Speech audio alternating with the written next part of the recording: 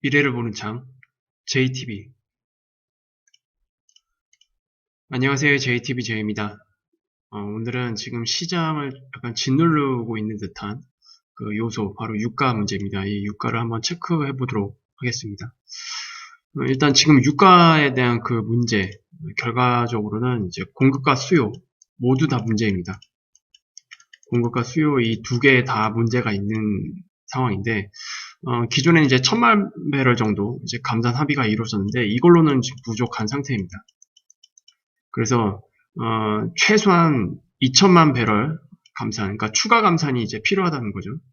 이 정도를 해야만 그나마 지금 발생한 수요 감소에 대한 일부분을 상쇄할 수 있는 그런 수준밖에 안 됩니다. 그러니까 이걸로는 지금 어떻게 할 수가 없고요. 최소한 2000만 배럴 이 정도는 이제 추가 감산을 통해서 감산이 진행이 되어야 되고요. 일단 이게 첫 번째 조건입니다. 그리고 지금의 그 유가 하락의 원인은 결과적으로 수요 문제잖아요. 수요 문제인데 전 세계 공장의 정상화 시점이 이제 관건이 되겠죠. 이거는 이제 2019년 말 이때 시점으로 회귀를 시켜야 되는데 2019년 말로 돌아가기 위해서는 최소한 2021년 1분기는 가야 됩니다. 지금 상황에서는. 그래서 결과적으로 지금 당장 유가를 반등시키기 위해서는 첫 번째로 우리가 찾아봐야 될 그 상황은 바로 수요 감소세가 어디서 둔화되는지 그 시점을 찾는 겁니다. 수요 감소가 이제 계속 쭉 감소가 계속 진행되지는 않을 거 아니에요. 그래서 이게 어느 순간 이런 식으로 이제 바닥을 만들고 이렇게 턴을 해야 되는데 이 시점을 찾는 게 지금 유가 문제에서는 굉장히 중요한 상태입니다. 그리고 이제 요즘에 많이 얘기가 나오고 있죠. 저장고 관리 문제. 이 저장고 관리 문제는 일단 뭐 정말로 긴급하게 뭐 한국 등 여러 나라를 통해서 원유 저장 창고를 좀 더 추가로 확보를 해서 수용 가능량을 좀 늘리자 이런 의견들이 지금 나오고 있습니다. 그래서 이거는 뭐 지금 당장 검토할 내용은 아니고요. 일단 이런 것까지 최대로 검토가 진행 중이다. 뭐 이렇게 이해를 하시면 될 것 같은데 위에서 말씀드렸다시피 첫 번째 요건은 이제 오펙 플러스의 추가 감산입니다. 추가 감산. 이게 지금 첫 번째로 필요하고요. 그리고 두 번째는 저장고 관리 문제. 이거는 이제 한국 등지에서 원유 저장 창고를 이제 긴급하게 마련을 해서 일단 늘려놓자.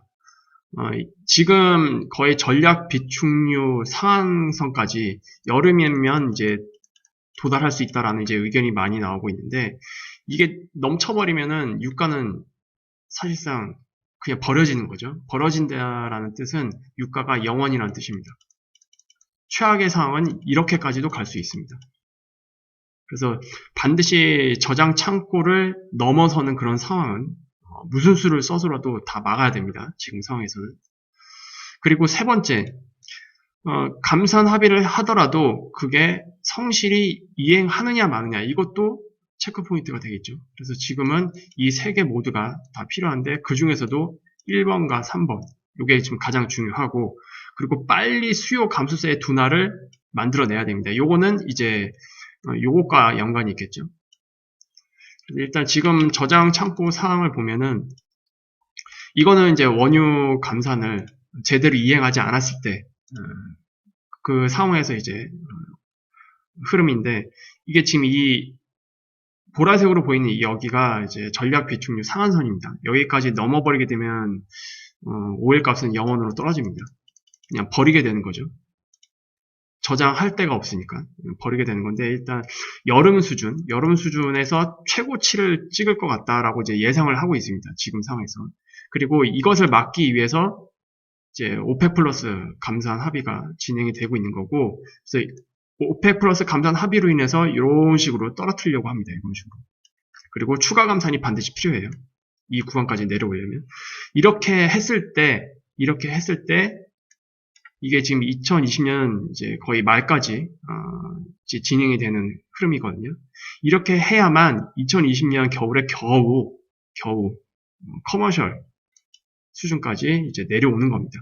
이 밑으로 떨어져야 돼요. 이 밑으로 떨어져야 원유 값이 뭐 $40 위로 돌파가 될 수 있을 겁니다. 그래서 이 저장 창고의 그 수용이 이 커머셜 수준까지, 커머셜 상한치까지 밑으로 회귀하지 않는 이상 원유는 $40를 넘을 수가 없습니다. 그렇게 이해를 하시면 돼요. 그리고 이 감산 합의 플러스 이제 수요가 문제잖아요. 수요. 결국 경제 재개 시점은 이제 관건인데 일단 IMF 자료를 보면 이렇습니다. 먼저 이머징 마켓의 경우에는 일단 코로나 사태를 먼저 맞이를 했기 때문에 회복도 좀 더 빨리 진행이 될 거다라고 이제 예상을 하고 있습니다. 그리고 이머징 마켓에서 이제 중요한 국가를 보면은 뭐 중국도 있고, 그리고 우리나라, 그리고 뭐 인도, 그외 뭐 베트남이라든지 이런 나라들이 있을 겁니다. 그래서 이 내용을 이제 좀 자세히 들여다보면은 이 코로나 사태로 인해서 GDP 하락이 일단 불가피해 보이고요. 다만 지금 이 100을 기준으로 했을 때 이 100은 2019년 1분기 값입니다. 지금 이렇게 크게 하락한 이 GDP 성장률을 다시 끌어올리기 위해서는 2020년 3분기 정도까지 예상을 하고 있습니다. 그래서 대부분 그 예상 시나리오가 상분기부터 정상화입니다. 상분기부터. 근데 이머징 마켓 같은 경우에는 코로나 사태를 좀 일찍 맞이했기 때문에 지금 서서히 다시 재개하려고 하는 그 움직임, 그리고 완전히 공장이 가동이 되는 시점은 뭐 3분기 후반 정도? 그 정도를 좀 예측을 하고 있습니다. 그래서 결과적으로 뭐 2020년까지, 2020년 후반이면 이제 이 시점이죠.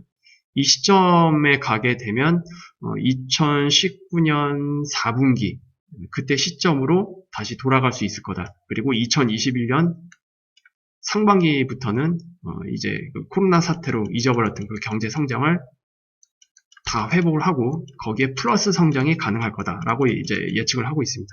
근데 반대로 선진국은 이번에 난리가 났죠.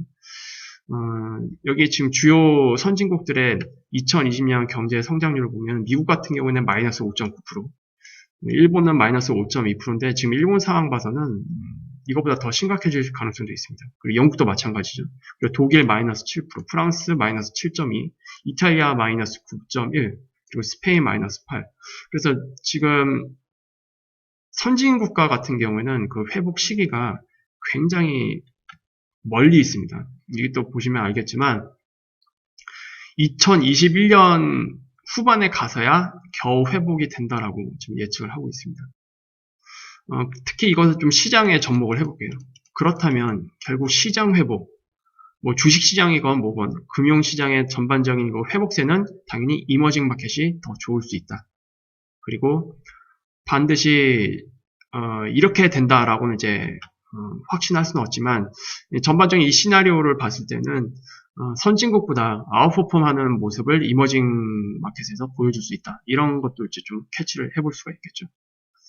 그리고 이거는 지금 시나리오가 2020년 3분기부터 경제 재개가 서서히 시작된다라는 그러한 시나리오로 이제 분석이 된 겁니다.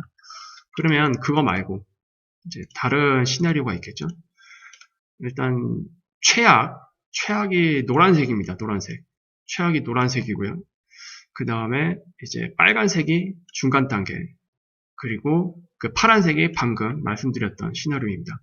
일단 파란색 시나리오로 지금 확률 높게 보고 있긴 한데 만약에 이 코로나 사태가 2차 대유행이 온다거나 또는 2차 대유행은 아니지만 1차 유행보다는 조금 더 작은 수준으로 이제 한 번 더 유행을 겪거나 이런 시나리오로 좀 예상을 하면은 최악의 사태까지는 2021년까지도 이 사태에서 벗어날 수 없다라고 이제 가정을 하고 있는 것 같습니다. 그리고 이제 중간 단계 한 번 더 2차 웨이브를 겪긴 하겠지만 그래도 한 번 더 이 사태를 맞이하게 된다면 그것도 마찬가지로 2021년 물론 경제 성장률은 뭐 마이너스 7%까지는 가진 않지만 그래도 마이너스 5% 정도까지 2021년에도 그렇게 연속적으로 진행이 될 수 있다. 그렇게 이해를 하시면 될 것 같고, 이제 결국 원유 문제는 경제잖아요, 결국. 지금 상황에서. 경제가 얼만큼 원활하게 돌아가느냐. 이게 바로 이제 원유 소비에 대한 그런 부분과 관련이 있는데, 뭐, 오일 값도 마찬가지로 똑같이 보시면 됩니다, 지금. 앞에 이제 선결 과제들, 이런 것들이 다 이제 해결이 되고, 그리고 3분기부터 경제가 서서히 재개가 된다면, 원유 값도 마찬가지로 지금 구간이 이제 바닥일 수가 있고요. 물론 지금 아직 완전히 바닥이 만들어지진 않았지만 지금 만드는 바닥이 이제 완전히 바닥이 될 수 있고요. 그게 아니면 2차 대유행이 온다. 그렇다면 굉장히 큰 폭의 하락이 발생이 되는데 지금 수준보다 뭐 마이너스 15% 정도 추가 하락이 나올 수 있다고 지금 보고 있는 것 같습니다. 결국 이제 이 수요에 대한 그 문제를 해결을 해야 되는데 일단 미국 같은 경우에는 계속 뉴스로 나오고 있긴 하지만 5월부터 부분적으로 경제 재개를 이제 시작하고 공식적으로는 5월 15일 경제 재개를 목표로 하고 있습니다. 그리고 중국은 이미 이제 서서히 정상화하려고 경제 재개가 시작이 됐고요. 우리나라 같은 경우에도 본격적으로는 5월부터 정상화 시작이 예상이 됩니다. 근데 이제 일본 같은 경우에는 아직도 정점에 도달하지 않은 것 같아요. 그래서 일본은 뭐 언제 시작될지 모르겠습니다. 유럽 같은 경우에는 지금 편차가 크죠. 일단 둔화세에 접어들고 있긴 하지만 워낙 큰 피해를 맞이했기 때문에 섣불리 경제 재개를 하기에는 아직 공포감이 여전히 있습니다. 유럽 쪽에는. 물론 미국도 그런 부분이 없지 않아 있고요. 그래서 유럽 같은 경우에는 3분기 초기는 조금 이를 것 같고요. 대략적으로 3분기 후반, 그러니까 대략적으로 한 8월, 9월 이때 시점은 돼야 경제 재개를 조금 제대로 시작해 볼 수 있지 않나. 그렇게 이제 이해를 하시면 될 것 같고 결과적으로 3분기에 경제 재개가 이제 부분적으로 시작이 되면서 원유 값이 상승을 한다고 해도 2019년 수준까지는 아직 갈 길이 멀다. 이 원유 소비에 있어서. 원유 소비가 2019년 수준까지 가려면 일단 2021년까지 가야만 2019년 수준까지 다시 회복할 수 있을 것으로 예상이 됩니다. 그렇다는 뜻은 2021년까지는 감산 계속 진행이 돼야 된다는 거고요. 이런 것들을 좀 체크를 하시면 될 것 같습니다. 그리고 좀 더 장기적인 관점으로 한 유가를 바라본다면 원유 소비에 영향을 미치는 또 하나의 축이 바로 자동차 산업이잖아요. 이 자동차 산업인데 내연 기관의 종식을 앞당기고 있습니다. 유럽 같은 경우에는. 그래서 이미 유럽은 지금 코로나 사태로 많은 피해를 입긴 하고 있지만 그 반대편에서 이 전기차, 수소차 관련 이에 대한 프로젝트가 지금 활발하게 진행이 되고 있고 우리나라도 지금 수소차 관련으로 해서 계속 승인이 되고 있다는 그 뉴스가 이제 계속 나오고 있죠.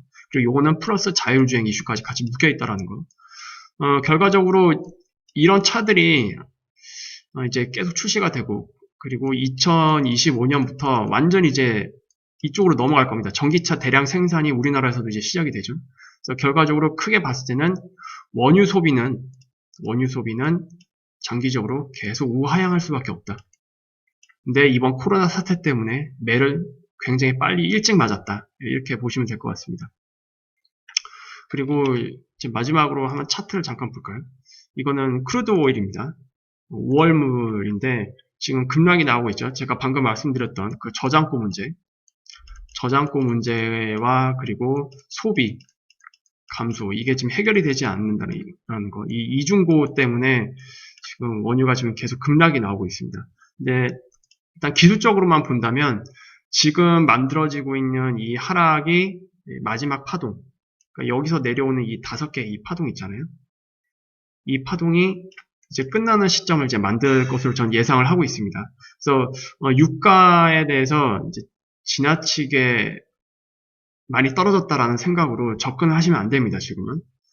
일단 지금이 이제 4월이니까 대략적으로 5월달 중으로 바닥을 만드는 작업을 하지 않을까 일단 조심스럽게 그렇게 예측을 하고 있습니다. 저는.